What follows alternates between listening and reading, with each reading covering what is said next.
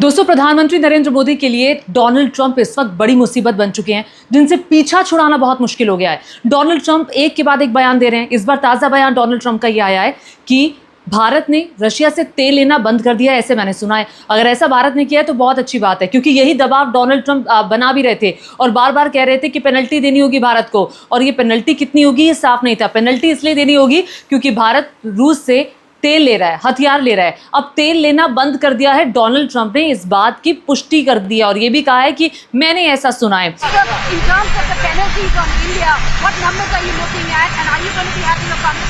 Well, I understand India no longer is going to be buying oil from Russia. That's what I heard. I don't know if that's right or not, but that's a good step. We'll see what happens. Okay?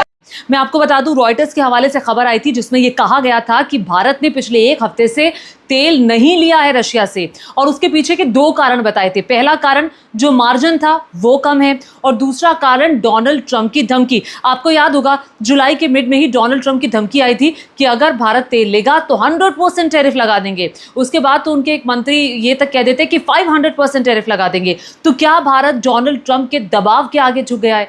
देखिए, करना था boycott America की चीज़ों का, लेकिन यहाँ हमने boycott कर दिया रशिया का। तो क्या आपको जो रशिया का तेल लेने का बॉयकॉट एक किस्म से जो हुआ है, क्या आपको ये बात समझ में आती है? आपको लग रहा है कि भारत इस दबाव में आ गया है? अब सवाल ये खड़ा होता है कि डोनाल्ड ट्रंप लगातार दबाव बना रहे थे और जाहिर तौर पर अभी टैरिफ डील नहीं हुए। 25% का टैरिफ आपने लगा दिया, जिसकी मियाद आपने 7 तारीख और बढ़ा दी, कि यानी 1 तारीख से टैरिफ लगना था उसको आगे और 7 दिन बढ़ा दिया। मतलब 7 या 8 तारीख से वो भी टैरिफ लगना शुरू हो जाएगा 25% टैरिफ का। हालांकि जो भारतीय अधिकारी हैं वो लगातार संपर्क कर रहे हैं, बात कर रहे हैं।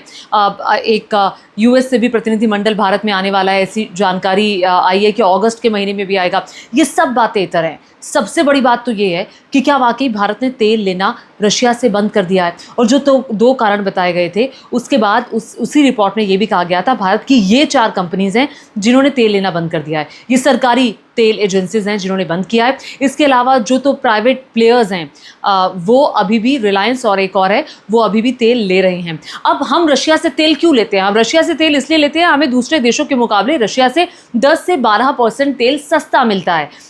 इतना ही नहीं, इससे पहले हम सऊदी अरब से तेल ले रहे थे, ईरान से तेल ले रहे थे। हमने ईरान से तेल लेना कम किया, वो इसलिए क्योंकि वहाँ पर भी यूएस का दबाव था। अब यूएस डिसाइड करेगा हम ईरान से लें, हम सऊदी अरब से लें, हम रशिया से लें।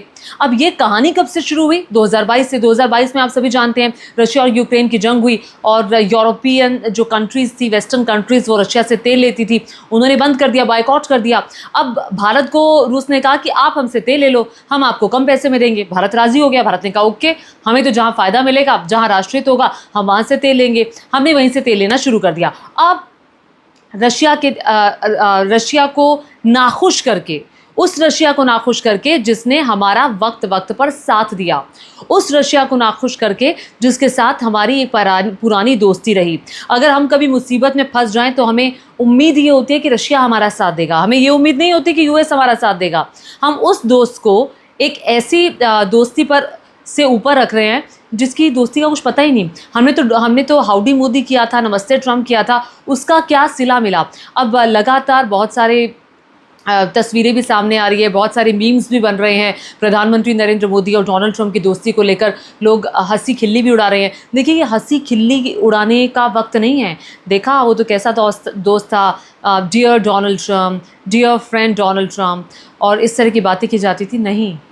नहीं, डोनाल्ड ट्रंप तो आज भी कहते हैं माय डियर फ्रेंड मोदी, वो मेरे अच्छे दोस्त हैं, लेकिन भारत हम पे टैरिफ बहुत ज़्यादा लगाता है, हमें तो भारत के खिलाफ एक्शन लेना है। पिछले टेन्योर में ट्रंप ने ऐसा नहीं किया था, इस टेन्योर में ट्रंप बिल्कुल बदल गए हैं और 31 बार तो वो ये कह चुके हैं मैंने भारत और पाकिस्तान की दोस्ती कराई। बहुत सारी बातें और रिपीटेड बातें हो रही हैं, क्योंकि 1 बार, 2 बार, 25 बार, अब 31 बार हम जवाब नहीं दे रहे हैं। हम मुँह से ये तक नहीं निकाल पा रहे हैं कि अमेरिका के राष्ट्रपति गलत बोल रहे हैं।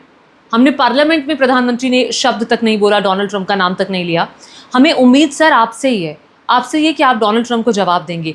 कब आप जवाब देंगे? कृपया करके आप उनका नाम लीजिए। डोनाल्ड ट्रंप अगर हमें धमकी दे रहा है तो बताइए, भारत धमकियों से डरने वाला नहीं है, हम धमकियों से नहीं डरेंगे। और जो हम तेल ले रहे हैं रशिया से, एक हम फ्रेंड को नाराज़ करके एक ऐसे व्यक्ति के प्रति आगे बढ़ रहे हैं जो कि हमें दबाएगा ही दबाएगा, जिसके जेस्चर में ही ये है। दुनिया भर में वो टैरिफ लगा रहे हैं और कह रहे हैं कि इस बार तो अगस्त के महीने में पैसा ही पैसा बरसेगा, क्योंकि ये टैरिफ जो लगाया, इतना पैसा कभी अमेरिका में नहीं बरसा। ये खुद डोनाल्ड ट्रंप का बयान है। इतना ही नहीं, डोनाल्ड ट्रंप ने रशिया के पास अपनी 2 पनडुब्बियां भेजी हैं। अब ये पनडुब्बियां जो हैं इसको लेकर के बहुत ज़्यादा जानकारी नहीं है। ऐसा लग रहा है कि यूएस की तरफ से कोई बड़ा कदम रशिया के ख़िलाफ़ उठाया जा सकता है, जिसको लेकर रशियन राष्ट्रपति की तरफ से भी एक सधी हुई प्रतिक्रिया आई है। वो साफ तौर पर रशिया का आप अगर स्टैंड देखेंगे तो रशिया बार बार डोनाल्ड ट्रंप के अगेंस्ट भी बोलता है, साफ बोलता है ठीक है ये उनकी सोच है, तो क्या हम ये नहीं बोल सकते?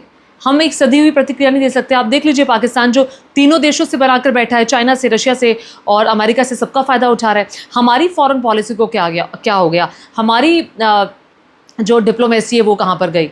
हम क्यों फेल होते जा रहे हैं? ये प्लीज़ सोचने का वक्त है और मुंह तोड़ जवाब देने का वक्त है। देश को ये संदेश मत दीजिए कि हम डोनाल्ड ट्रंप के सामने झुक गए। देश को ये संदेश मत दीजिए कि हम एक भीरू राष्ट्र हैं। देश को संदेश दीजिए कि हम डरे हुए नहीं हैं, और हम भले ही अमेरिका हो या कोई भी और कंट्री हो, अगर 1 to 1 वो हमारे सामने आएंगे तो हम मुंह तोड़ जवाब देंगे। भारत इतना दबा हुआ देश नहीं है। भारत झुकेगा नहीं, भारत खड़े होकर बोलेगा आप गलत हैं, हम तेल ले रहे थे और तेल लेंगे, क्योंकि इसमें भारत का फ़ायदा है। प्लीज़ बताइए, अब कल को वो कह देगा हथियार मत लो, तो हम हथियार लेना बंद कर देंगे। 60 से 70 दशक में, 60-70 के दशक में हमने हथियार लेना शुरू किया था। हमारे ज़्यादातर हथियार रशिया के हैं, उसका मेंटेनेंस, उसके स्पेयर पार्ट्स, उसकी सारी चीज़ें जो हैं वो वही लोग मेंटेन करते हैं। रशिया हमें टेक्निक देता है। अगर हम लेना चाहते हैं हथियार यूएस से, तो वो हमें टेक्निक नहीं देता है। हमें जहाँ फ़ायदा मिलेगा हम वो करेंगे।